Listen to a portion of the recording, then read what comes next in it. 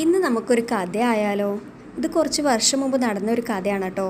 എൻ്റെ ഭർത്താവിൻ്റെ കുട്ടിക്കാലത്ത് നടന്നൊരു കഥയാണ്. എൻ്റെ ഭർത്താവിന് 2 ഏട്ടന്മാരാണ് കേട്ടോ. ഇവരാണ് കേട്ടോ ഒടുക്കത്തെ വിദ്വാൻ.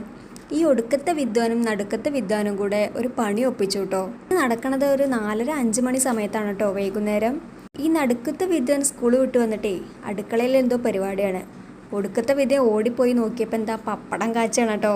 ഒടുക്കത്തെ വിദ്യ വേഗം പോയി ഒന്ന് എടുക്കാൻ നോക്കിയപ്പോൾ നടുക്കത്തെ വിദ്യ പിടിച്ച് യശോദാമ്മ കണ്ണനെ ഒരല് കെട്ടിയിട്ട പോലെ ഒടുക്കത്തെ വിദ്വാനെ പിടിച്ച് ജനലിൽ കെട്ടിയിട്ടു.